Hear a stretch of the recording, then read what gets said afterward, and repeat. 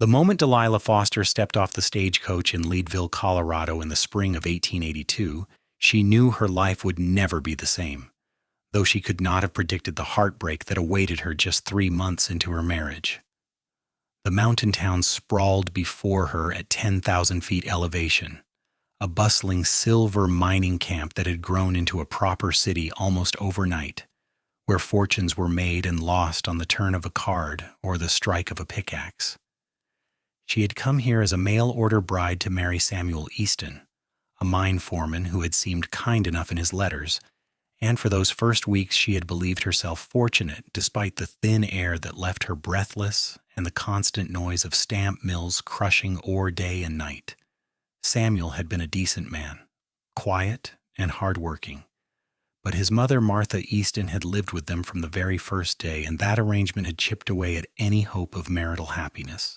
Martha was a severe woman with iron-gray hair pulled back so tightly it seemed to stretch her face into a permanent expression of disapproval. She had ruled the household with an iron fist, criticizing every meal Delilah prepared, every stitch she sewed, every word she spoke. Delilah had tried to win her over with patience and kindness, but nothing ever seemed good enough for Martha Easton. Then Samuel had died in a mining accident 6 months after their wedding, crushed when a tunnel collapsed during his shift. Delilah had grieved genuinely, for though she had not loved him with passion, she had grown fond of his gentle ways and had hoped that affection might deepen into something more substantial. His death had left her alone in a strange town with no family, no resources, and a mother-in-law who seemed to blame her for everything that had gone wrong. The trouble had started small, just a few weeks after Samuel's funeral. Delilah had been shopping at Morrison's general store when she noticed how Mrs. Morrison's friendly demeanor had suddenly turned cold. The woman had barely spoken to her, had counted out her change with pursed lips, and had turned away almost before the transaction was complete. Delilah had thought perhaps the woman was simply having a difficult day, but then it happened again at the bakery, and then at the seamstress shop where she had gone to inquire about work. She had not understood what was happening until her neighbor, a kind widow named Mrs. Chen, who ran a laundry, had pulled her aside one evening as Delilah was walking home in the fading light. The older woman's face had been creased with concern as she spoke in hushed tones near the fence that separated their properties. "Miss Delilah, I do not like to carry tales, but I think you should know what is being said about you in town, Mrs." Chen had said, wringing her hands. "Mrs. Easton has been spreading stories, terrible stories." Delilah's stomach had dropped like a stone down a mine shaft. "What kind of stories?" Mrs. Chen had looked away, clearly uncomfortable. "She is telling people that you married Samuel for his money, that you were cruel to him, that you drove him to take dangerous shifts at the mine because home was so unpleasant. She says you were unfaithful, that she caught you with other men while Samuel was at work." The woman's voice had dropped to barely a whisper. "She tells anyone who will listen that you are a woman of loose morals, that you came from a brothel back east, and that you are not to be trusted around decent folk or their husbands." The words had hit Delilah like physical blows. Her vision had swum, and she had gripped the fence post to steady herself. None of it was true, not a single word, but she knew how quickly such rumors could spread in a town like Leadville, and how impossible they were to disprove once they had taken root. A woman's reputation was everything, and Martha Easton was systematically destroying hers.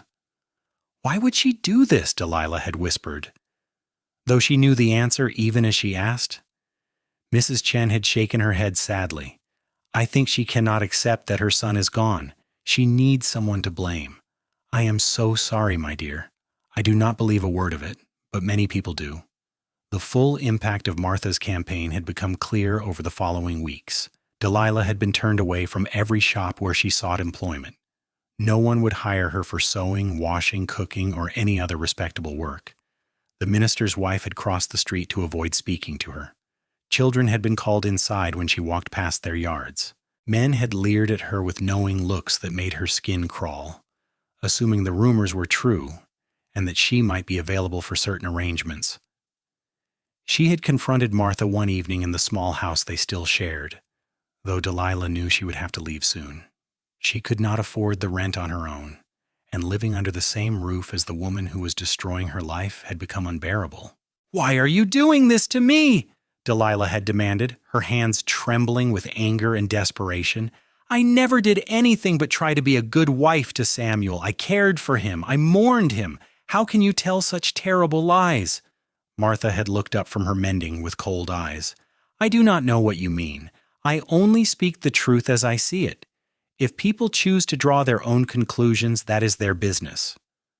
You are telling people I was unfaithful, that I came from a brothel, that I'm responsible for Samuel's death," Delilah had said, her voice rising. "None of that is true, and you know it." "Do I?" Martha had replied, her tone icy. "I know that my son was perfectly content before you arrived. I know that he started taking more shifts, spending less time at home. I know that you never loved him, that you only wanted security and money, and I know that you are not the innocent little dove you pretend to be. I have eyes. Girl, I see how men look at you. Men look at me because you have told them I am a fallen woman," Delilah had shot back, tears of frustration burning in her eyes. "You are ruining my life because you cannot accept that your son's death was an accident, a tragedy that no one could have prevented." Martha had set down her mending with deliberate care. "My son would still be alive if he had never met you. Now get out of my sight, and you can start looking for somewhere else to live. I want you out of this house by the end of the month." Delilah had realized then that there was no reasoning with Martha, no way to make her see sense or feel compassion. The older woman's grief had curdled into hatred, and Delilah was the target of all that poisonous emotion. She had tried to find lodging, but no respectable boarding house would take her. Mrs. Henderson, who ran the largest establishment in town, had actually shut the door in her face. Delilah had gone to the bank to inquire about the small amount of money Samuel had left her, only to discover that Martha, as his mother and closest blood relative, had contested the will and tied up the modest inheritance in legal proceedings that could take months or even years to resolve. With nowhere else to turn, Delilah had packed her few belongings and taken a room above the Silver Dollar Saloon, the only place that would accept her money without asking questions. It was not a brothel, but it was not respectable either, and taking a room there had only seemed to confirm the rumors in many people's minds. She had lain awake that first night listening to piano music and raucous laughter from below, wondering how her life had fallen apart so completely in such a short time. She had started looking for work outside of town, at the various ranches and mining operations that surrounded Leadville. Most places turned her away the moment she gave her name, but she had persisted because she had no other choice. Her money was running out, and she needed to eat. It was on one of these desperate job-seeking excursions that she first saw Preston Ellis. She had been walking along the road that led to several of the larger ranches, dust coating her shoes and the hem of her dress, when a rider had come alongside her. She had glanced up, squinting against the bright Colorado sun, and found herself looking at a man astride a beautiful chestnut horse. He had been tall in the saddle, with broad shoulders and an easy way of sitting his mount that spoke of years spent riding. His hat had shaded his face, but she could see dark hair curling slightly at his collar and a strong jawline. He had tipped his hat to her politely. "Afternoon, miss. That's a long walk you're taking. Can I offer you a ride somewhere?" Delilah had been so accustomed to suspicion and rudeness that his simple courtesy had nearly brought tears to her eyes, but she had learned to be cautious. "Thank you, but I am fine walking. I am looking for the Henderson Ranch. Am I headed in the right direction?" "You are, but it is still another 3 miles up this road. Pretty hot day for such a walk." He had smiled, and it had been a genuine smile, warm and without any of the leering undertones she had grown used to. "I am headed that way myself. I work at the Henderson place, Preston Ellis. I would be happy to give you a ride if you do not mind sharing a saddle, or you can take the horse and I will walk alongside." She had studied him for a moment, trying to gauge his intentions. He had seemed sincere, and her feet were already aching. "I am Delilah Foster, and I would appreciate a ride, thank you." He had dismounted in one fluid motion and helped her up into the saddle before swinging up behind her. He had been careful to maintain a respectful distance as much as was possible, sharing a horse, one arm loosely around her waist to steady her, holding the reins with his other hand. "So what brings you out to the Henderson Ranch?" he had asked as they rode, the horse's gait smooth and steady. "I am looking for work," she had admitted. "Any kind of work, really. Cooking, cleaning, mending. I can do sums if bookkeeping is needed. I am good with animals." She had felt him nod behind her. "Well, Mrs. Henderson is always complaining about needing help in the house. Her regular girl just got married and moved to Denver. You might have good timing." Hope had flickered in her chest. "Do you think she might hire me?" "I do not see why not, if you have references and such." The hope had died as quickly as it had sparked.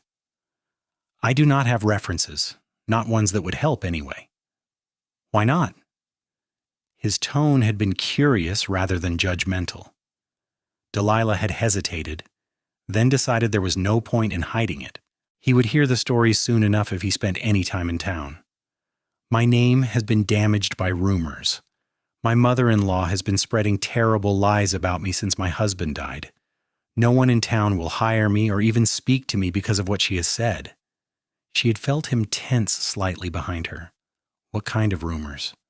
"The worst kind," she had said quietly. "She tells people I was unfaithful to my husband, that I drove him to his death, that I am a woman of loose morals. None of it is true, but truth does not seem to matter much when people want to believe the worst." There had been a long silence, and Delilah had braced herself for him to stop the horse and ask her to get down, to withdraw his offer of help the way everyone else had. But instead, he had said something that surprised her. "Martha Easton is your mother-in-law? You know her?" "Everyone knows Martha Easton. She has a reputation for being hard, bitter, and cruel. My ma used to say that woman could curdle milk with a look." He had paused. "I'm sorry for your loss. Samuel Easton was a good man. I worked with him a few times on joint mining ventures between the companies. He never spoke ill of anyone." "He was kind," Delilah had agreed, her throat tight.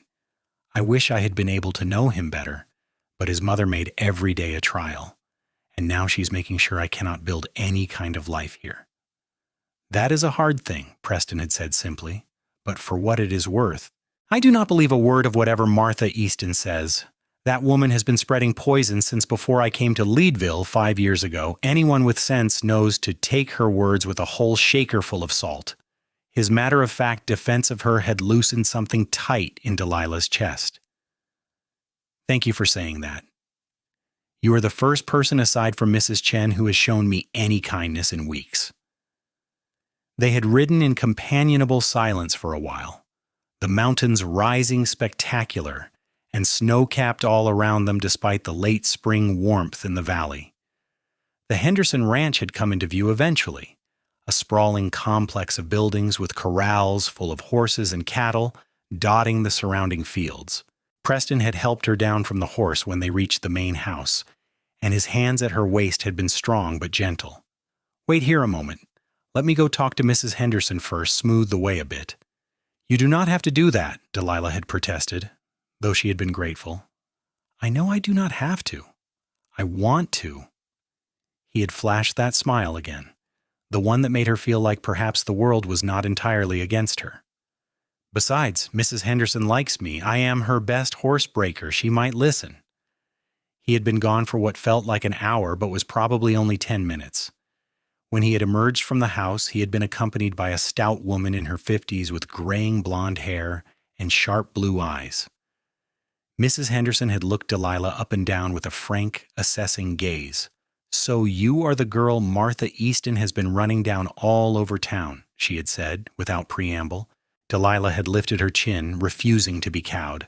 "I am Delilah Foster, yes. And nothing Mrs. Easton has said about me is true. I was faithful to my husband. I cared for him the best I knew how. I am not a loose woman or any of the other things she has claimed. I am simply someone who needs work, and I am willing to work hard." Mrs. Henderson had studied her for a long moment. "Preston tells me you can cook, clean, sew, and keep books. That true?" "Yes, madam." "I can do all of those things. I grew up helping my father run a general store back in Ohio before he died. I know how to manage a household and how to stretch resources. I'm not afraid of hard work. What happened to your father's store? When he died, it went to his business partner who had provided most of the capital. I had no claim to it. That is why I answered Samuel's advertisement for a wife. I had no other prospects. Mrs. Henderson had nodded slowly. I knew Samuel Easton. He was a good man. Terrible loss when he died. And I have known Martha Easton for 20 years. That woman has a black heart and a vicious tongue. I stopped listening to her nonsense years ago. She had paused, seeming to come to a decision. I will give you a trial period, 1 month. You will help in the house with the cooking and cleaning and mending. If you prove yourself trustworthy and hardworking, the position is yours permanently, room and board included, plus $30 a month. Does that suit you? Delilah had felt tears prick her eyes. Yes, madam, thank you.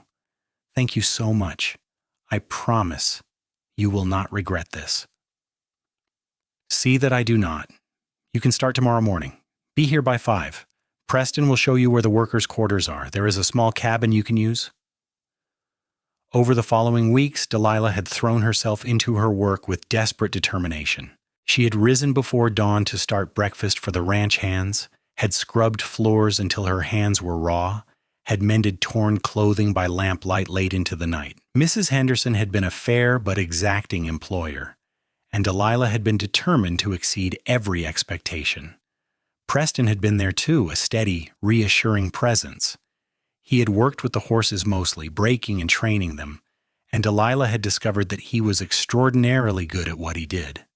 She had watched him sometimes from the kitchen window as she prepared meals, had seen the patience and skill with which he handled even the most difficult animals. He had a gift for understanding them, for communicating with them in ways that seemed almost magical. He had also made a point of speaking to her every day, always friendly, always respectful. He had sat with her at meals when the other ranch hands had kept their distance, clearly uncertain how to treat a woman with her reputation. Gradually, as the other workers had seen how Preston and Mrs. Henderson treated her, they had warmed to her as well. By the end of her first month, she had felt almost like part of a family again. Mrs. Henderson had made her position permanent, as promised, and had even given her a small raise. You are the best help I have had in years, the older woman had said. I'm glad Preston convinced me to give you a chance.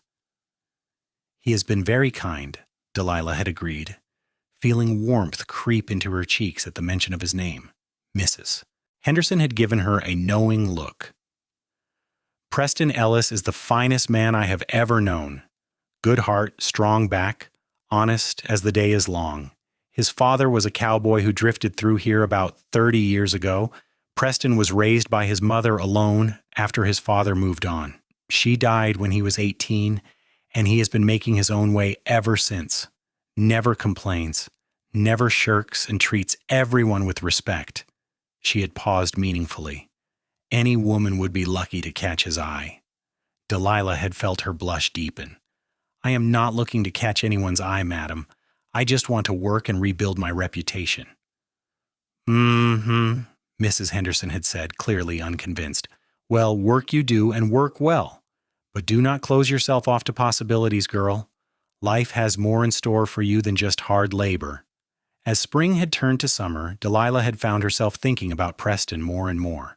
It was hard not to when he was always near, always ready with a smile or a kind word. He had started inviting her on walks after supper when the day's work was done, and the mountains glowed pink and gold in the setting sun. They had talked about everything and nothing, their conversations ranging from the practical to the philosophical. One evening in late June, they had been walking along the creek that ran through the Henderson property, the water rushing high with snowmelt from the peaks above. Preston had been telling her about a particularly difficult horse he had been working with, and Delilah had been laughing at his description of the animal's antics. You have a beautiful laugh, Preston had said suddenly, and the serious tone in his voice had made her stop walking and turn to face him. Thank you, she had said softly, suddenly aware of how close they were standing, how the fading light made his eyes look almost golden. Delilah, I need to tell you something. He had taken off his hat and had been turning it in his hands, a nervous gesture she had never seen from him before. "I have been thinking about you a lot. More than I probably should. I know your life has been hard lately, and I do not want to make things more complicated, but I also cannot keep quiet about how I feel." Her heart had begun to pound. "How do you feel?" "I care about you, more than as a friend. I think I have cared about you since that first day when I gave you a ride out here.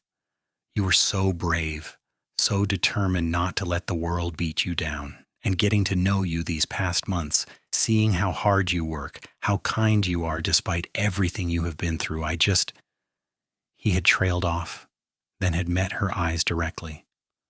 "I am falling in love with you, Delilah, and I needed you to know that." Delilah had felt as if the ground had shifted beneath her feet. She had known there was something growing between them, had felt the spark of attraction and the deepening connection, but hearing him say the words had made it real in a way that was both thrilling and terrifying. "Preston, I do not know what to say.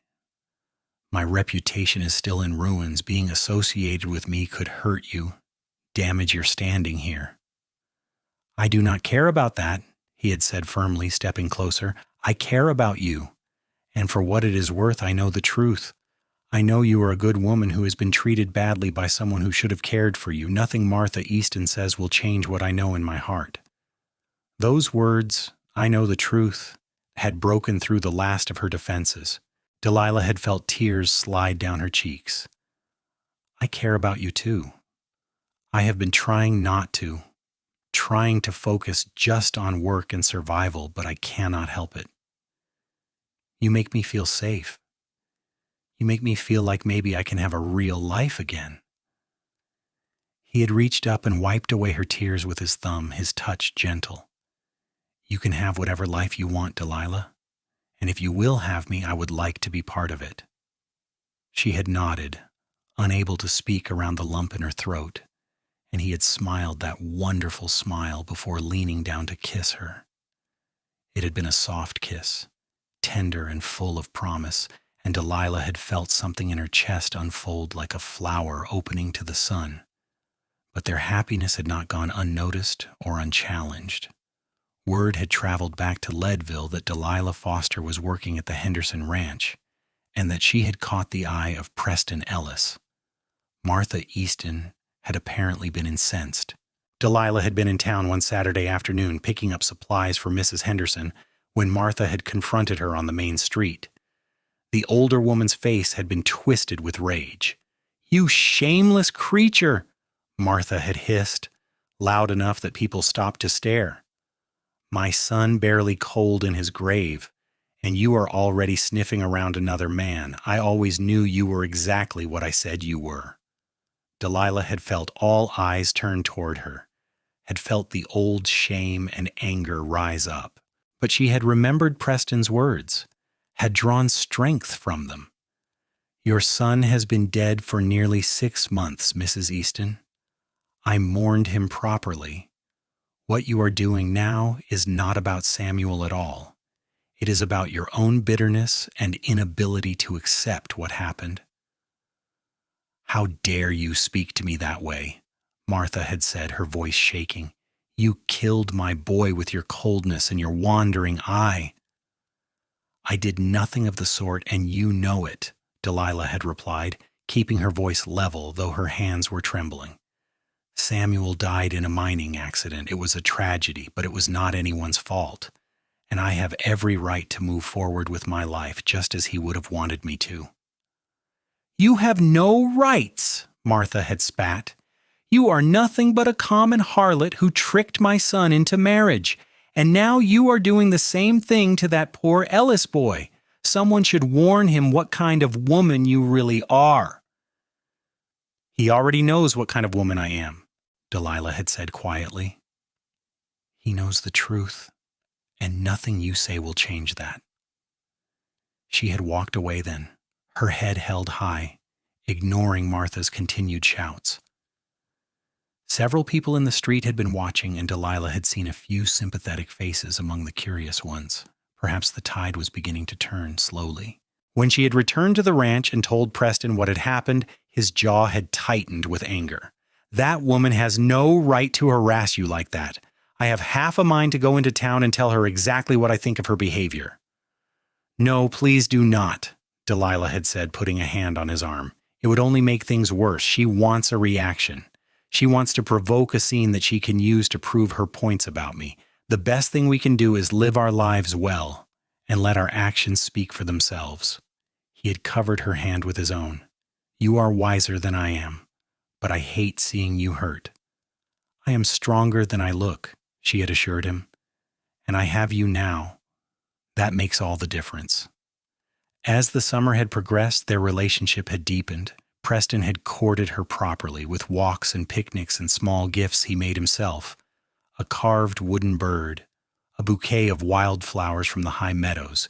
They had talked for hours about their hopes and dreams, their pasts and their futures. Delilah had learned that Preston hoped to save enough money to buy his own ranch someday, a small spread where he could raise horses. She had shared her own dreams of having a real home again, a place where she belonged. Children, perhaps, if that was in her future. One evening in late August, Preston had taken her up into the mountains on horseback to watch the sunset from a high meadow. The view had been spectacular, the entire valley spread out below them. Leadville, a cluster of buildings in the distance, the peaks around them touched with alpenglow. "I want to marry you, Delilah," Preston had said without preamble. "I know it has not been very long, and I know you have already been married once, and maybe do not want to rush into it again. But I love you. I want to build a life with you, and I'm tired of waiting to tell you that." Delilah's heart had soared. "I want that too. I love you, Preston. I never thought I would feel this way about someone. Samuel was kind, but this is different. This is real and deep and true." "So that is a yes?" He had been grinning like a boy, his usual composure cracked wide open with joy. "That is a yes," she had confirmed, laughing, and he had swept her up in his arms and spun her around before kissing her thoroughly. They had been married in early September, a simple ceremony in the small church in Leadville with Mrs. Henderson and several of the ranch hands as witnesses. The minister, Reverend Thompson, had been one of the few people in town who had refused to believe Martha's rumors, and he had been happy to perform the ceremony. Martha Easton had not attended, of course, but Delilah had seen her standing across the street as they had emerged from the church, watching with an expression that might have been grief or rage or some terrible combination of both. For a moment, Delilah had felt a flicker of pity for the older woman. She was so consumed by her pain that she could not let anyone else be happy. But then Preston had squeezed her hand, had smiled down at her with such love and pride, and Delilah had put Martha out of her mind. This was her wedding day, the beginning of her new life, and she refused to let bitterness cast a shadow over it. They had moved into the small cabin at the Henderson Ranch together, and Mrs. Henderson had adjusted their duties so they could work together more often. Preston continued with the horses, and Delilah managed the household, but they also took on joint projects, working side by side in the vegetable garden or repairing fences or any number of other tasks that needed doing on a ranch. The first months of their marriage had been blissfully happy. Delilah had never imagined that love could feel like this, so easy and natural and right. Preston was an attentive, affectionate husband who made her laugh and made her feel cherished. They had settled into comfortable routines while still finding ways to surprise and delight each other. But Martha Easton had not given up her campaign. If anything, she had intensified her efforts now that Delilah was remarried. New rumors had begun to circulate, even more vicious than before. Martha had started claiming that Delilah had been carrying on with Preston even before Samuel died, that the affair had been going on for months, that perhaps Samuel's death had not been an accident at all, but rather the result of a broken heart, or even something more sinister.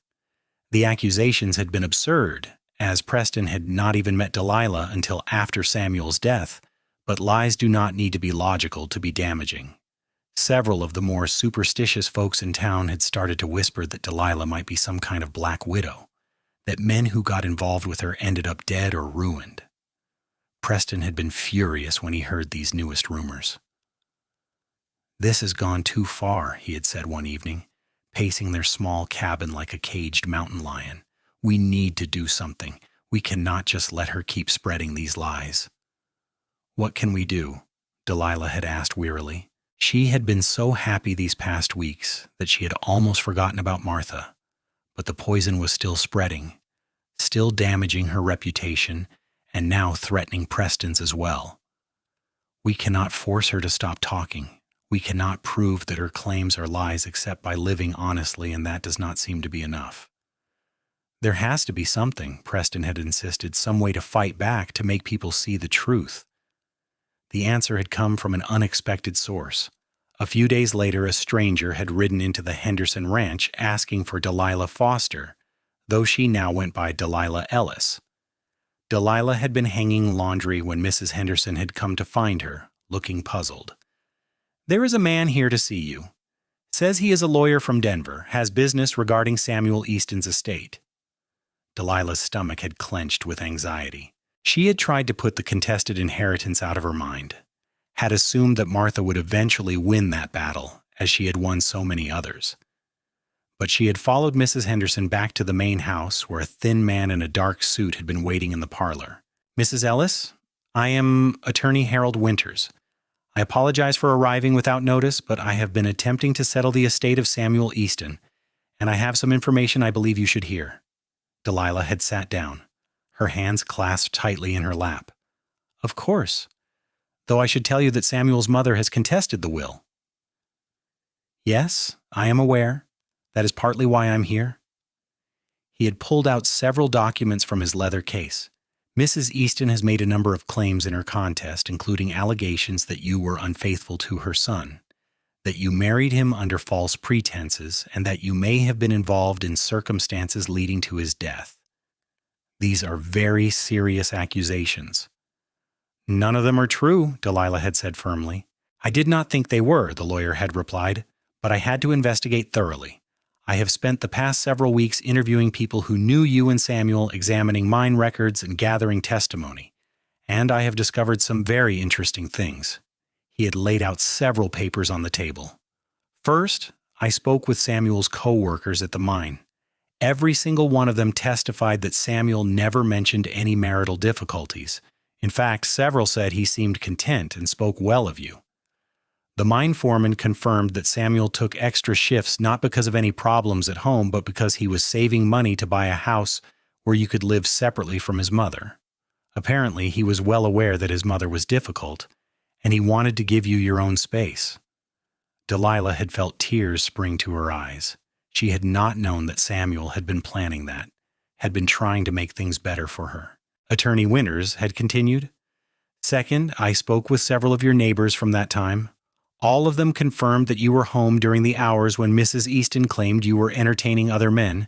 In fact, one neighbor keeps detailed journals and has specific notes about seeing you working in the garden, hanging laundry, and performing other household tasks during those exact times."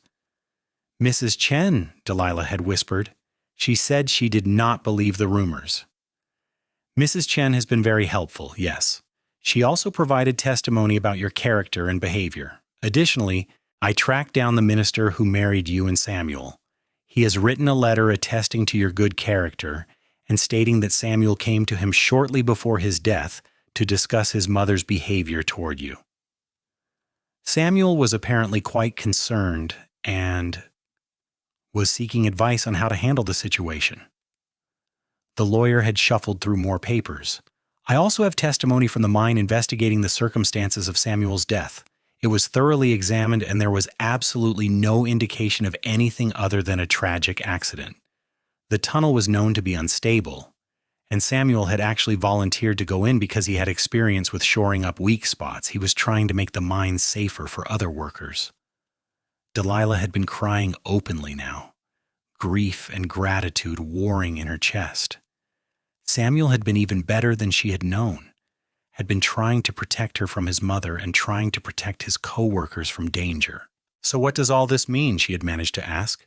"It means that Mrs. Easton's contest has no merit whatsoever. In fact, her accusations are so clearly false and malicious that I'm recommending charges of slander be brought against her. Samuel's will is valid and clear. He left his savings to you, a modest amount but not insignificant, and he specified that his mother was to have only a small bequest for sentimental items. The house you were living in was actually rented, not owned, so that is not part of the estate. Delilah had absorbed this information slowly. So the inheritance is mine? Yes, Mrs. Ellis. I will be filing the final paperwork this week. You should have access to the funds within a month. It amounts to approximately $800, plus some personal effects. He had paused. I would also strongly encourage you to consider legal action against Mrs. Easton for defamation.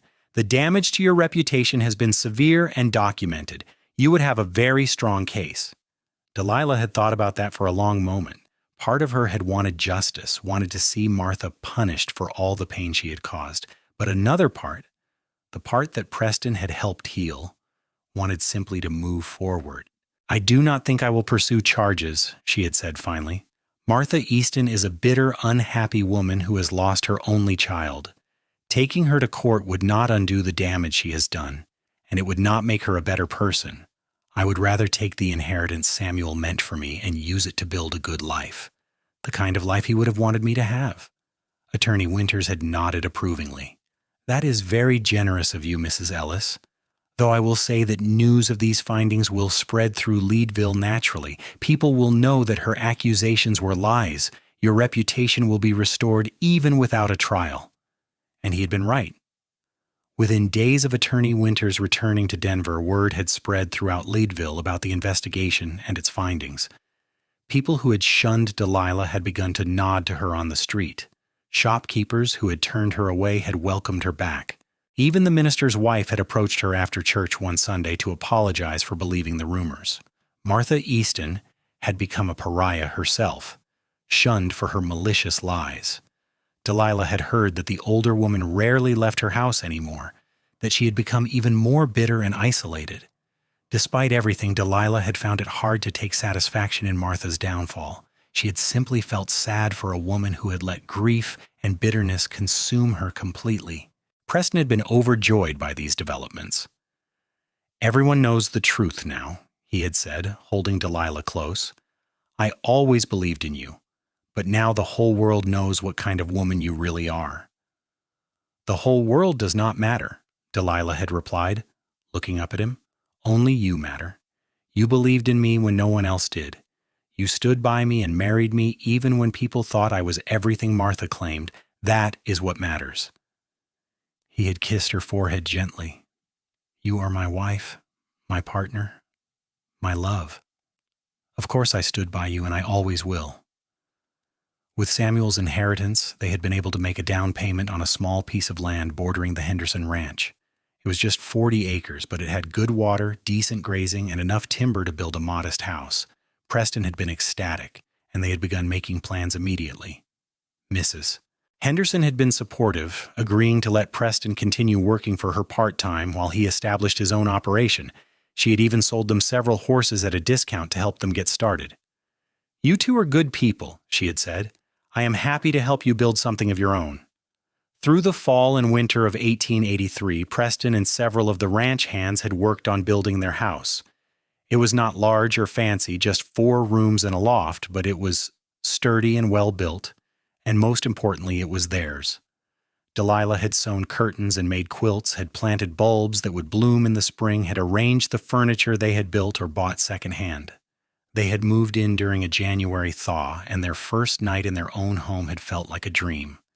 They had sat by the fire, wrapped in blankets, talking about the future. We should think about names, Preston had said, his hand resting on Delilah's belly, where the smallest swell was just beginning to show.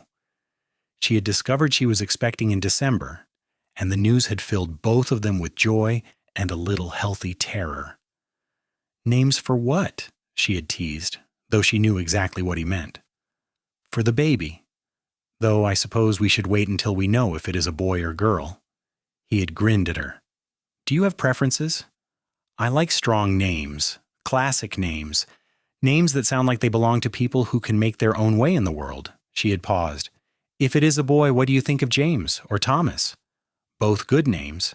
If it is a girl, maybe Rose or Catherine?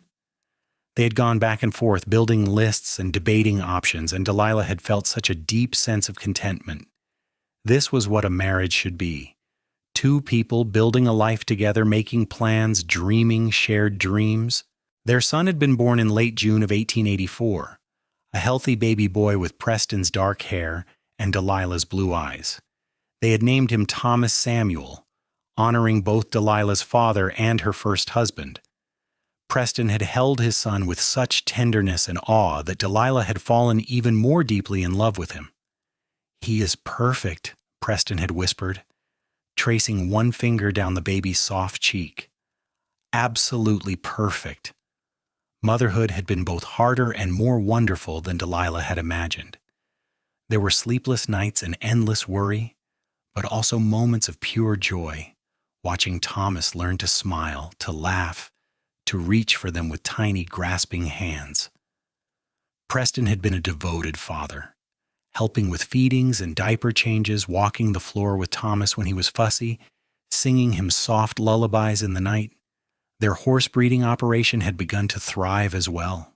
Preston's reputation as a horse trainer had brought in clients, and the quality of the animals they bred had spoken for itself.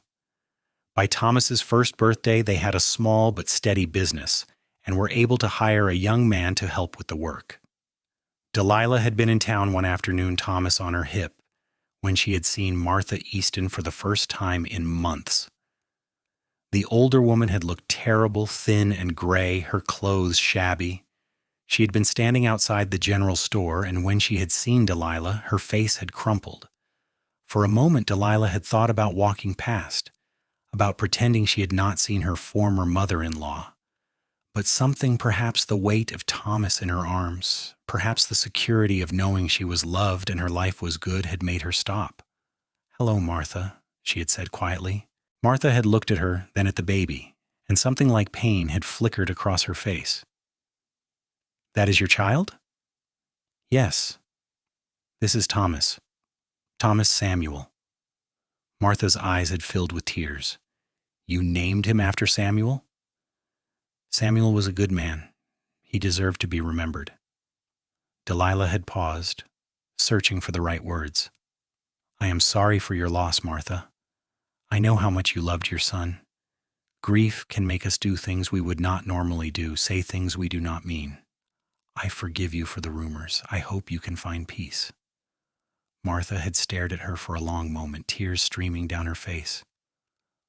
"I was wrong about you," she had whispered. "I was so wrong. I let my anger and grief turn me into someone terrible.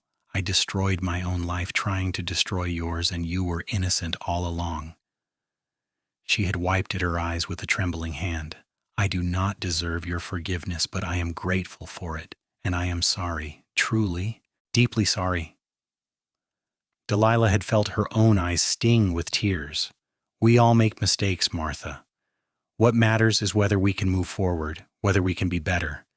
It is not too late for you to have a good life, to find some happiness again." "I do not know how," Martha had admitted, looking lost and broken. "Start small.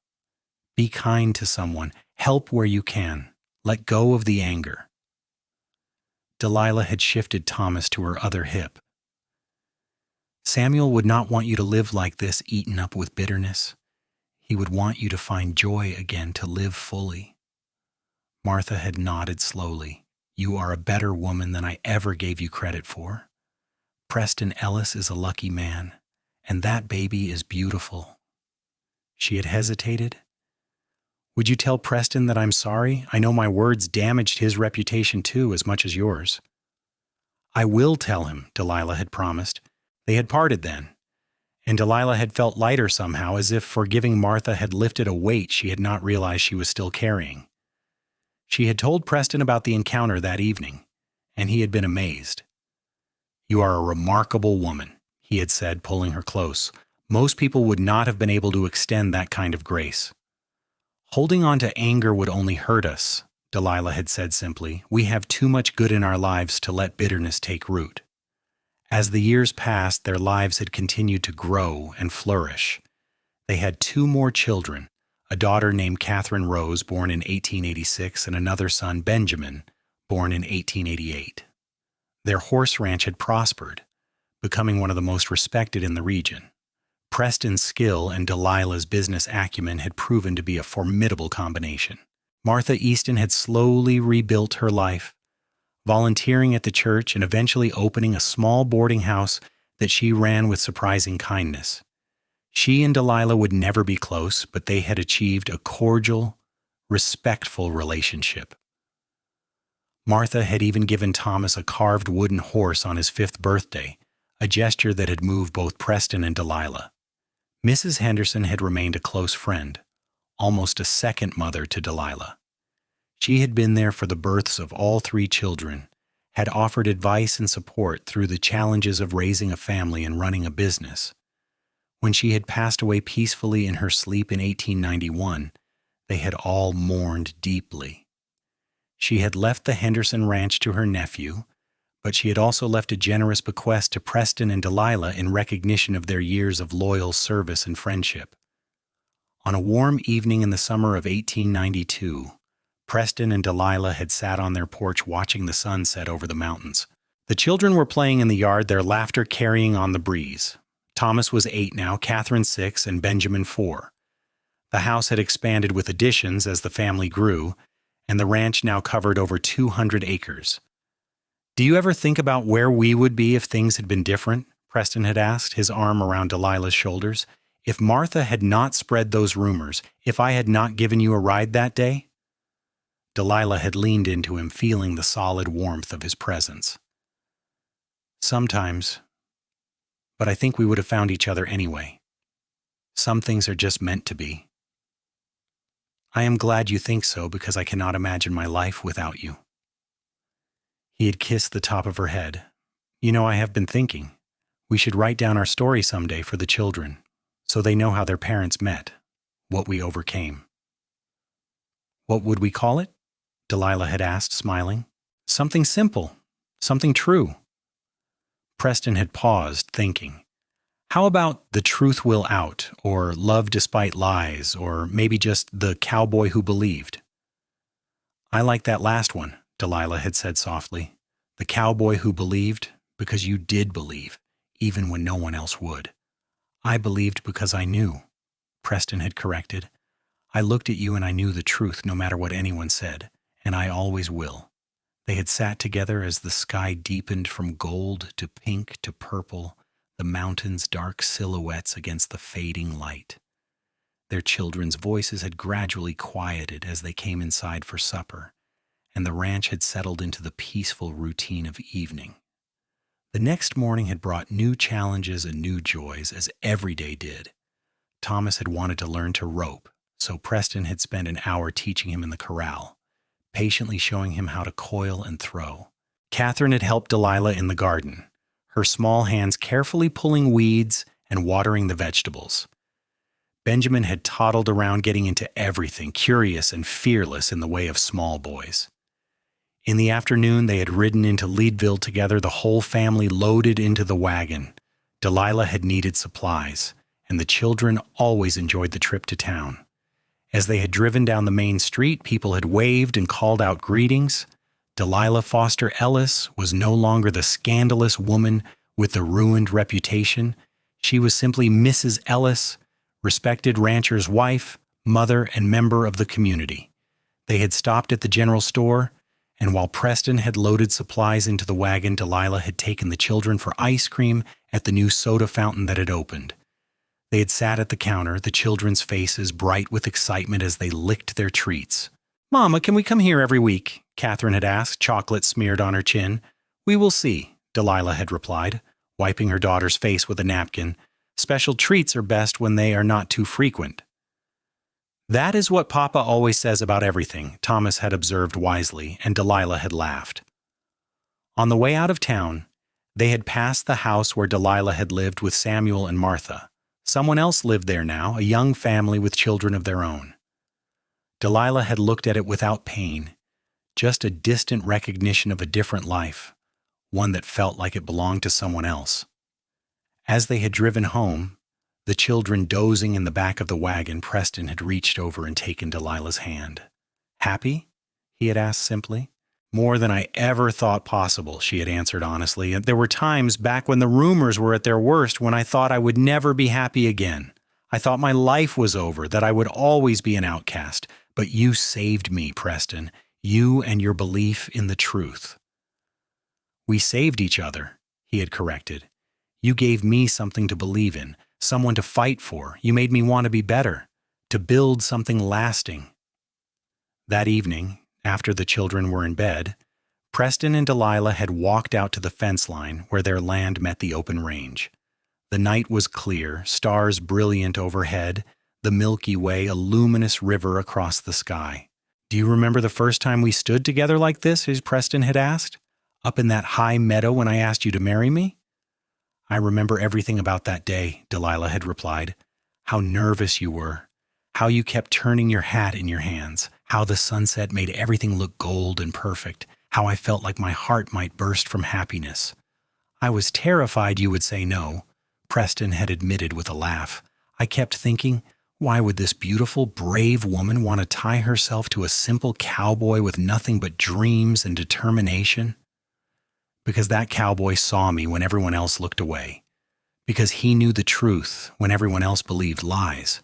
Because he made me feel like I was worth fighting for. Delilah had turned to face him, the starlight catching in her eyes. And because I loved him, I love him still more every day. Preston had kissed her then deep and long, a kiss full of promise and gratitude and abiding love. When they had finally pulled apart, both slightly breathless, he had rested his forehead against hers.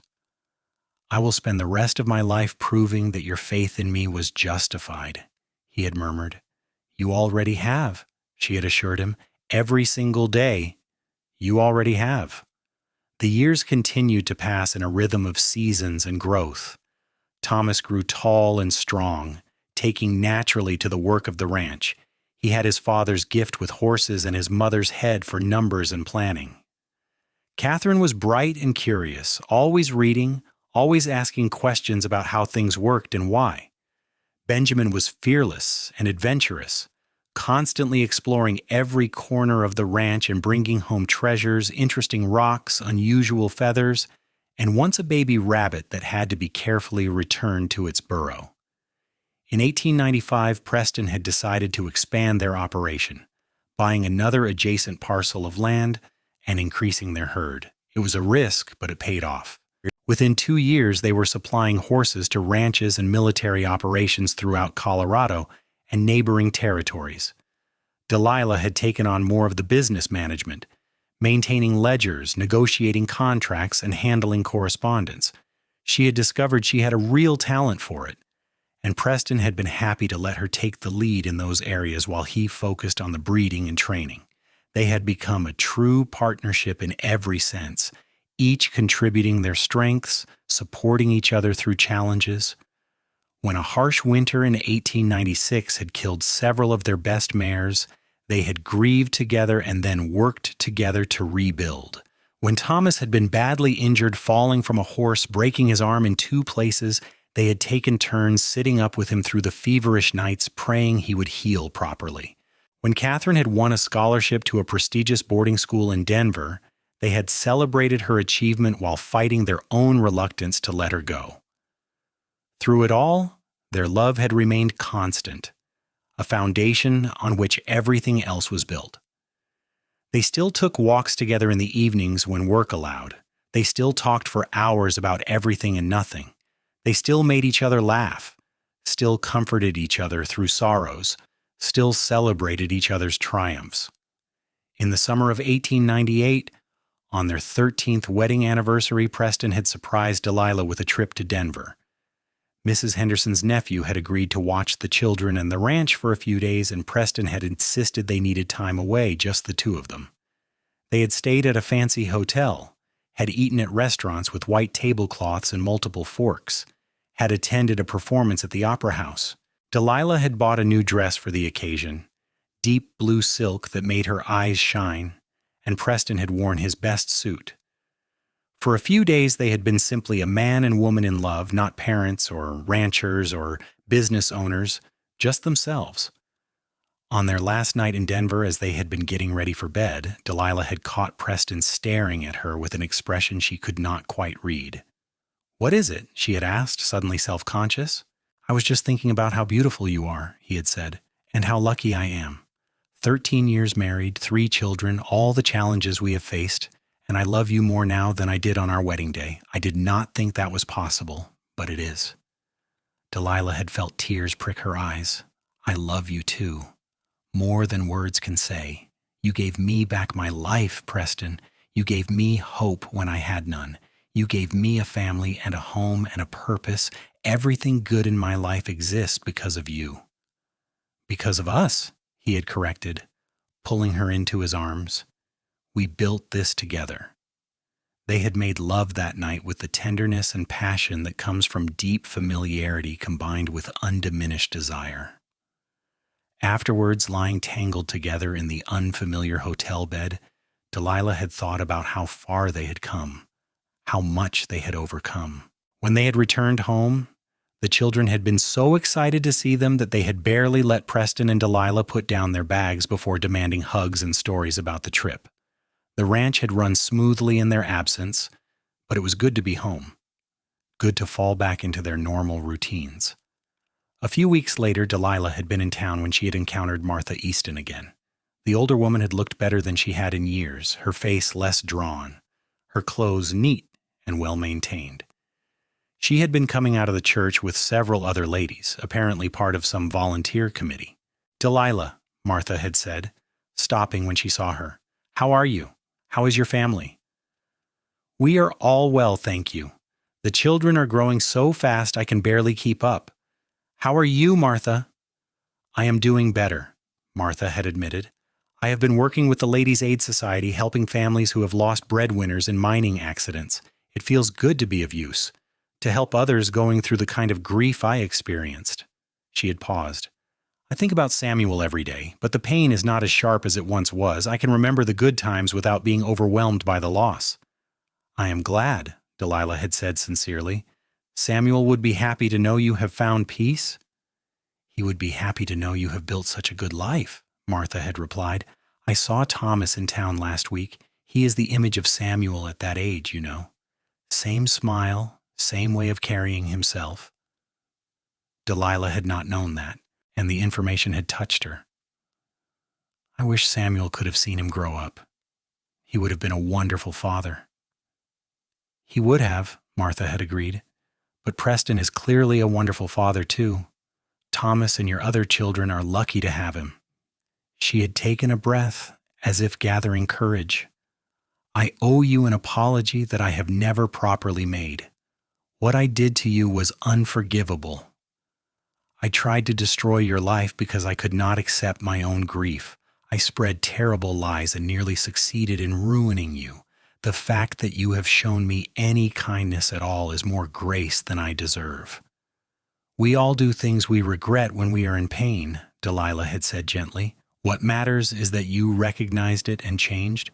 You are doing good work now, helping others. That is what Samuel would have wanted for you." Martha's eyes had filled with tears.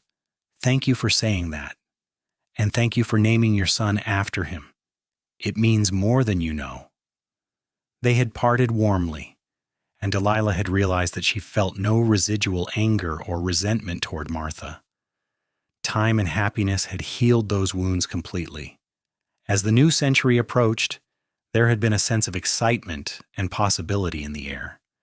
The children had been fascinated by talk of new inventions and technologies. Thomas, now 16, had been reading about automobiles and aeroplanes and had declared that the new century would bring wonders no one could imagine. Catherine, home from school for the summer at 14, had been interested in the changing roles of women, the push for suffrage and equality. Benjamin, 10 years old and still adventurous, had simply been excited about everything. Preston and Delilah had watched their children with pride and a touch of bittersweet awareness that they were growing up, becoming their own people. Soon, Thomas would be old enough to strike out on his own if he chose. Catherine talked about perhaps becoming a teacher or even a doctor. Benjamin seemed destined for adventure of some kind, though what form it would take was anyone's guess. On New Year's Eve, as 1899 turned to 1900, they had gathered on their porch, the whole family wrapped in blankets against the cold, watching for the clock to strike midnight. Preston had built up a bonfire in the yard, and neighbors had joined them to celebrate the turn of the century. As the bells in Leadville had begun to ring, marking the arrival of 1900, Preston had pulled Delilah close and kissed her soundly, to the applause and laughter of their children and friends. "To the new century," he had declared, raising a glass of cider. "May it bring us continued health, happiness, and prosperity." "To family," Delilah had added, "to love that endures, to truth that prevails, and to second chances." They had all drunk to that. And then the celebration had continued with music and dancing and general merriment. Delilah had watched her family, her friends, her neighbors all gathered together in joy, and had felt such overwhelming gratitude that it had nearly taken her breath away. Later, after everyone had gone home and the children were in bed, Preston and Delilah had stayed outside. The fire burned down to embers, the stars brilliant overhead. "What are you thinking about?" Preston had asked, his arm around her shoulders, both of them wrapped in the same heavy blanket. "About how different my life is from what I imagined when I first came to Leadville," Delilah had said softly. "I thought I was coming to a simple life as a miner's wife. I had such modest expectations. Just a decent husband, a roof over my head, maybe eventually some children. I never imagined any of this." She had gestured at the ranch, the house, the life they had built. "Do you have any regrets?" Preston had asked. "And only that Samuel did not live longer, that he did not get the chance to find real happiness. But no, I have no regrets about the path my life has taken. Every difficulty, every challenge, even Martha's lies, they all led me here, to you, to this life. I would not change any of it." "Neither would I," Preston had agreed, "though I wish you had not had to suffer so much. If I could have taken that pain from you, I would have. I know you would have, but we cannot protect each other from everything. All we can do is stand together and face whatever comes." She had turned to look at him, his face illuminated by the dying firelight. "You told me once that you knew the truth about me when no one else would listen. That has made all the difference in my life. Your faith, your belief, your love, that has been my anchor through everything. And you have been mine," he had said simply. "You are my truth, Delilah, my home, my heart." They had sat together as the new century's first night deepened around them. Two people who had found each other against the odds, who had built something lasting from the ashes of tragedy and lies. The first decade of the new century had brought changes and challenges. Catherine had indeed gone to normal school and become a teacher, taking a position in a small school in a town 50 miles from Leadville. It had been hard to see her go, but Delilah and Preston had been proud of her independence and ambition. She had written letters faithfully describing her students and her little classroom, and had come home for holidays when she could. Thomas had stayed on the ranch, proving himself an invaluable partner in the business. At 20, he had been courting a sweet girl named Emily from town, and Preston and Delilah had expected an engagement announcement any day. Benjamin had finished school and was considering options, torn between staying on the ranch and seeking adventure in the wider world. Preston and Delilah had both turned 40 in 1902, a milestone that had made them both a bit reflective. They had been together for nearly 20 years, had raised 3 children, had built a successful business. They had gray in their hair now, lines on their faces, but they were healthy and strong and still deeply in love. One afternoon in late summer, they had been working together in the barn, checking on a mare who was due to foal soon, when Preston had suddenly pulled Delilah into his arms and kissed her. "What was that for?" she had asked, laughing, when he finally released her. "Do I need a reason to kiss my beautiful wife?" he had countered, grinning. "Not at all, but you had a look on your face, like you were thinking something specific." "I was just thinking about that day we met, when I gave you a ride out to the Henderson Ranch. I was thinking about how I knew, even then, that you were someone special. I did not know I was going to fall in love with you, did not know we would build all this together, but I knew you were important somehow." Delilah had rested her head against his chest. listening to the steady beat of his heart. I was so scared that day, so desperate and alone, and then there you were, this kind cowboy offering help with no expectation of anything in return. You saved me, Preston. We saved each other, he had repeated, the same thing he had told her so many times over the years, and we will keep saving each other every day for as long as we both shall live. The mayor had chosen that moment to whinny, reminding them why they were in the barn in the first place, and they had both laughed. Life had a way of interrupting the profound moments with the practical, but that was part of its charm. Thomas and Emily had gotten married in the spring of 1903, a joyful celebration that had brought together both families and most of Leadville. The young couple had built a house on the far end of the Ellis property, close enough to be part of the ranch operation, but far enough to have their own space.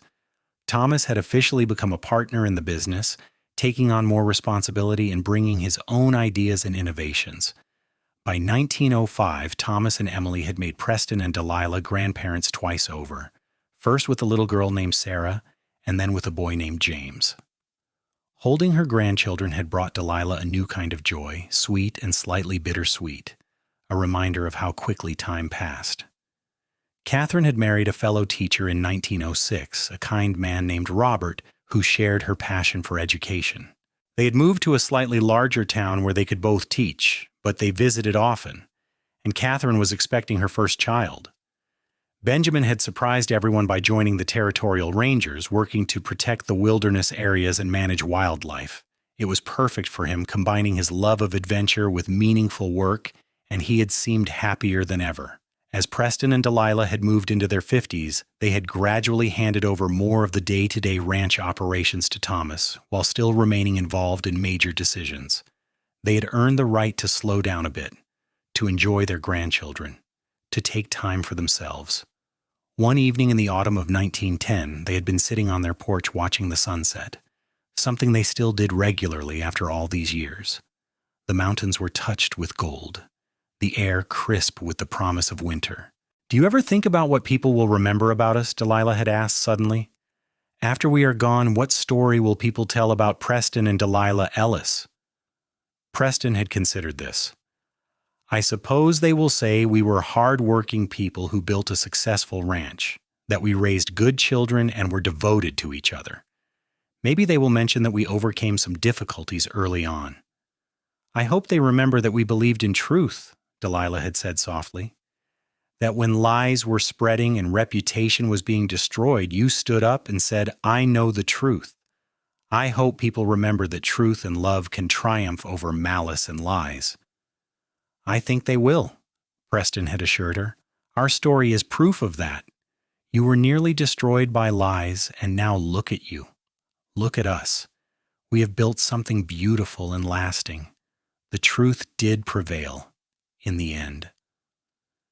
Because you believed in it. Because you believed in me." "I always will," Preston had said, taking her hand. "Until my last breath, I will believe in you, in us, in the truth of what we have built together." They had sat together as the sun disappeared behind the peaks, the sky deepening through shades of orange and purple to deep blue. Lights had begun to glow in the windows of their house, where Thomas and Emily were probably giving the grandchildren their supper. Smoke had risen from the chimney, carrying the scent of the stew Delilah had left simmering. It had been a perfect moment, one of thousands they had shared over the years, and Delilah had known with absolute certainty that she was exactly where she was meant to be, with exactly the person she was meant to be with. The years continued their steady march, bringing more grandchildren, more changes, more adventures. Catherine and Robert had 3 children who came to visit the ranch every summer, running wild through the fields and learning to ride horses. Benjamin had married a woman he met through his ranger work, someone as adventurous and outdoorsy as he was, and they had started their own family in a cabin high in the mountains. Preston and Delilah had marked their 30th wedding anniversary in 1913, with a large party attended by family, friends, and neighbors from all over the region. Thomas had given a speech praising his parents for their devotion and hard work. Catherine had read a poem she had written about love, enduring through hardship. Benjamin had simply hugged them both and said they were the best parents anyone could ask for. Martha Easton, now in her late 70s and frail, had sent a letter of congratulations that had been read aloud at the party. In it, she had written about the terrible wrongs she had committed against Delilah, the lies she had spread, and the damage she had caused. She had thanked them both for showing her that forgiveness was possible, that people could change, and that love was stronger than hate. The letter had moved many people to tears. As Preston and Delilah had danced together at their anniversary party, moving slowly to a waltz played by a small band, Delilah had looked around at all the faces, all the people who were part of their lives, and had felt such profound gratitude. "What are you smiling about?" Preston had murmured, his lips close to her ear. "Just thinking about how rich our lives have been, how many people we have been blessed to know and love, how lucky I am to have spent 30 years married to you." "Only 30, Preston had teased. "I was hoping for at least 30 more." "I will do my best to arrange that," Delilah had promised, laughing. They had danced under the stars, surrounded by love, their bodies still moving together as naturally as breathing after all these years. In the spring of 1915, Martha Easton had passed away quietly in her sleep. Despite everything that had happened in the past, Delilah had grieved. Martha had been a tragic figure in many ways, consumed by grief and bitterness for too many years, but she had also found redemption in her final decades, doing good works and making amends where she could. At the funeral, Delilah had placed flowers on Martha's casket and had whispered a quiet prayer for her peace. Preston had stood beside her, solid and supportive as always, his hand at the small of her back. "Are you all right?" he had asked quietly as they had walked away from the grave. "I am sad for her, for all the years she wasted on anger and lies, but I'm also glad that she found some measure of peace before the end. I think she and Samuel are together now, and perhaps he has helped her understand." "You are a remarkable woman," Preston had said, "not for the first time and not for the last. Your capacity for forgiveness and compassion never ceases to amaze me." "I learned it from you," Delilah had replied.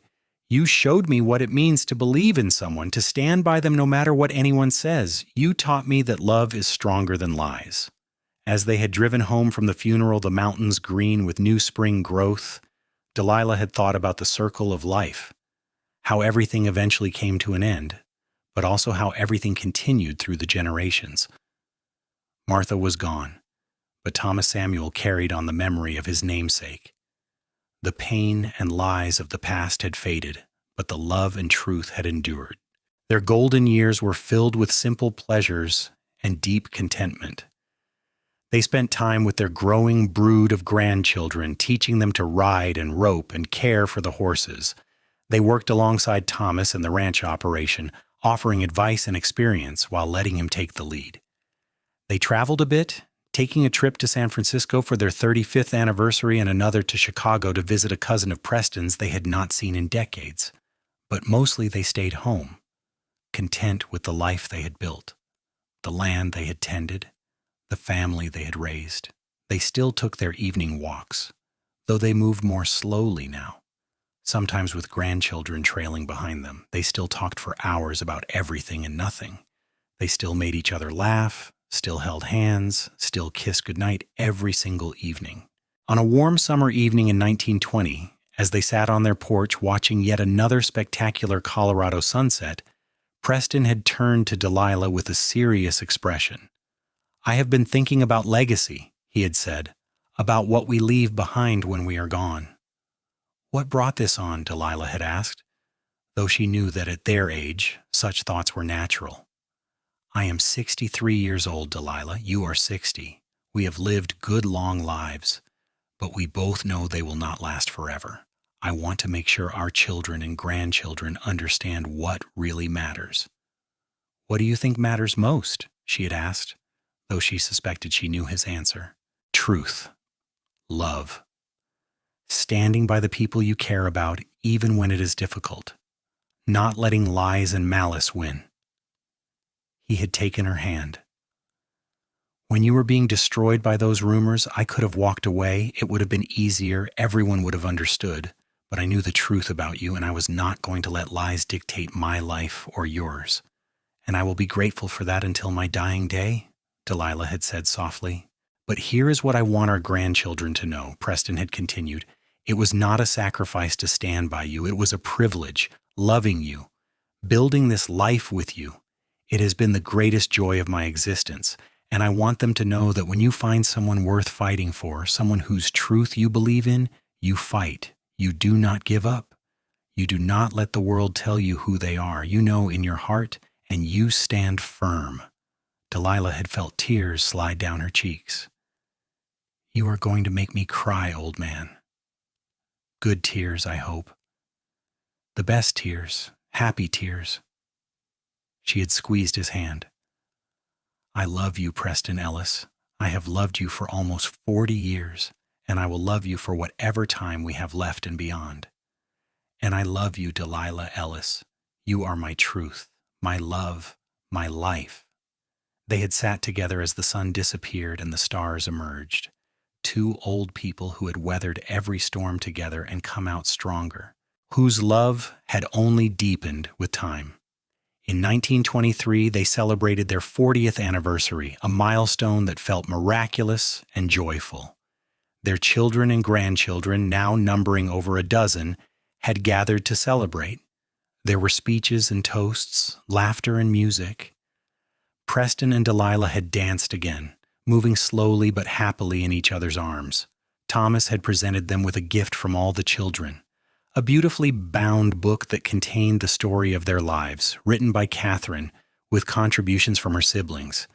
It detailed their meeting, the rumors and trials, Preston's unwavering faith, and the life they had built together. The book was titled The Cowboy Who Believed, and it was illustrated with photographs and drawings that captured key moments in their journey. Preston and Delilah had read it together that night, sitting side by side in their bed, the lamplight casting warm shadows. They had laughed at some memories, cried at others, and had marveled at how their lives looked when laid out in this way. "It is a good story," Preston had said when they reached the end. "It is our story," Delilah had replied, "and I would not change a single chapter." "Not even the hard parts, the rumors and the rejection?" "Not even those," she had said firmly, "because they brought me to you, because they showed me what you were made of, because they taught me that truth and love can overcome anything, so no, I would not change them." They had held each other that night, two old people who had lived a full life together, who had loved fiercely and completely, who had proven that sometimes against all odds love does triumph. Preston passed away peacefully in his sleep in the winter of 1925, just a few months short of their 43rd anniversary. He had been 68 years old, and while his death was not entirely unexpected at that age, it left a hole in Delilah's heart that she knew would never completely heal. At his funeral, attended by what seemed like half of Colorado, Delilah had stood strong, supported by her children and grandchildren. She had spoken about the man Preston had been, the cowboy who had believed in her when no one else would, who had stood by her through scandal and lies, who had built a beautiful life with her through sheer determination and love. "Preston Ellis was the best man I ever knew," she had said, her voice steady despite her tears. "He taught me what it means to stand for truth, to fight for love, to never give up on the people who matter. He saved me in every way a person can be saved, and I was privileged to spend 42 years as his wife. He leaves behind children who embody his values, grandchildren who will carry his legacy, and a ranch that stands as a testament to what can be built when two people work together in love and partnership.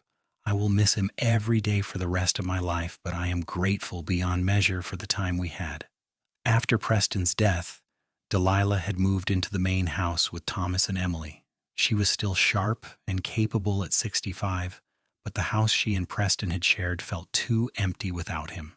She continued to be involved in the ranch, offering advice and helping with the grandchildren, but she was no longer at the center of the operation. She spent a lot of time remembering, walking the land she and Preston had tended together, sitting on the porch where they had watched so many sunsets. She wrote letters to Catherine and Benjamin, sharing stories about their father, making sure his memory was preserved in detail. One spring afternoon, about 2 years after Preston's death, Delilah had been walking along the creek when she saw a young woman standing by the road looking lost and uncertain. The woman had been holding a small bag and had seemed on the verge of tears. Delilah had approached carefully. "Are you all right, dear? Can I help you?" The young woman had looked up, startled. "I am sorry. I'm just trying to find work. I thought there might be ranches out here that need help, but I'm starting to think I made a mistake coming this far from town." Something about the woman's situation had struck a chord with Delilah. "What is your name?" "Annie. Annie Porter." "Well, Annie, I am Delilah Ellis. My son and his wife run this ranch. And, as it happens, they have been talking about needing extra help in the house. Would you like to come up and meet them?" The relief on Annie's face had been profound. "Really? That would be wonderful. Thank you so much." As they had walked toward the main house together, Annie had started to explain her circumstances. She had been engaged to a man who had turned out to be cruel and dishonest. When she had broken off the engagement, he had spread terrible rumors about her, claiming she had been unfaithful, that she was a woman of loose morals. Her reputation in her hometown had been destroyed, and she had come to Colorado to start fresh. Delilah had listened to this with a strange sense of déjà vu. "Annie, do you know why I believed your story so readily?" "No, madam." "Because almost the same thing happened to me many years ago. My mother-in-law spread vicious lies about me after my first husband died. She destroyed my reputation, made it impossible for me to find work or build a life. I was exactly where you are now, desperate and alone, and convinced that my life was over." Annie had stopped walking, staring at Delilah with wide eyes. "What happened? How did you survive it?" "I met a cowboy who looked past the rumors and saw the truth. He believed in me when no one else would. He stood by me, married me, and together we built this ranch and raised a family. We had 42 wonderful years together before he passed away." Delilah had smiled through sudden tears. "The point is, Annie, lies do not have to win. Truth can prevail if you find the right people to believe in you." "Do you think that could happen for me?" Annie had asked, her voice small and hopeful. "I think it is entirely possible. But more importantly, I think you can build a good life regardless. You can prove through your actions and your character that the lies are false. You can be so true to yourself that eventually people will have no choice but to see it." Delilah had introduced Annie to Thomas and Emily, who had agreed to give the young woman a trial period helping in the house and with the children. Annie had proven herself to be hard-working and honest, and within a few months she had become an indispensable part of the household. Delilah had watched the young woman flourish, had seen her confidence return and her smile come back, and had felt a sense of completion. She had been saved by Preston's belief in the truth, and now she was able to help someone else in the same situation. The circle was complete. Delilah lived another 8 years after Preston's death, surrounded by family, content, and peaceful. She spent her days with her grandchildren and great-grandchildren, telling them stories about their grandfather, about the early days of the ranch, about the Wild West they would only know through tales. She passed away quietly in the spring of 1933, at the age of 73, with Thomas holding one hand and Catherine holding the other. Her last words were about Preston, something about seeing him soon, about dancing together again under the stars. At her funeral, which was just as well attended as Preston's had been, Thomas read from the book Catherine had written all those years ago, the story of the cowboy who had believed in the truth and the woman who had been saved by his faith. He talked about how his parents had shown them all what real love looked like, what partnership meant, what it meant to stand by someone through every trial. "My mother and father built more than a ranch," he had said. "They built a legacy of truth and love that will live on through all of us. They taught us that lies do not have to win, that love can triumph over hatred, that standing by the truth is always worth it. They showed us how to live with integrity and how to love with our whole hearts. And they proved that sometimes when someone says, 'I know the truth about you,' it can change everything." Thomas and Emily had run the ranch for many more years, eventually passing it on to their own children. The Ellis Ranch remained one of the most respected operations in Colorado, known not just for the quality of its horses, but for the integrity of the family that ran it. The story of Preston and Delilah became part of local legend, a tale told and retold about love triumphing over lies, about a cowboy who stood by what he knew to be true even when the whole world said otherwise. Young couples would sometimes ride out to the old house, now preserved as a historical site, and stand on the porch where Preston and Delilah had watched so many sunsets together. The book Catherine had written was eventually published and became a regional bestseller, introducing the story to a wider audience. People were moved by the tale of a woman falsely accused, nearly destroyed by rumors, who found salvation and love through a cowboy who saw past the lies to the truth beneath. Annie Porter, the young woman Delilah had helped in her final years, eventually married one of the ranch hands and raised her own family on a small spread nearby. She named her first daughter Delilah in honor of the woman who had given her a second chance, and so the legacy continued, generation after generation, a testament to the power of truth and love to overcome even the darkest lies.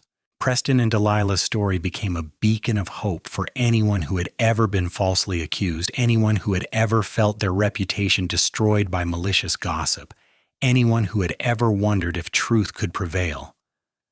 The answer, as their lives proved, was yes.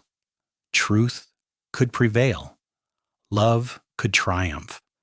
And sometimes, when you are at your lowest point, a cowboy on a chestnut horse might ride up and say the words that change everything. I know the truth. That truth, that love, that belief in the face of lies and hatred had built something lasting and beautiful. It had created a family, a ranch, a legacy that endured long after the principals were gone. It had proven that the best things in life are worth fighting for, worth standing up for, worth believing in even when everyone else says you are wrong. Preston and Delilah Ellis had lived fully, loved deeply, and left behind a story that would inspire others for generations to come. Their names were carved together on a simple headstone in the Leadville Cemetery, overlooking the mountains they had loved, the land they had tended, the town where their story had unfolded. And on that stone, beneath their names and dates, was carved a simple phrase that summed up everything they had meant to each other. He knew the truth. She found her home. Together they built a legacy of love.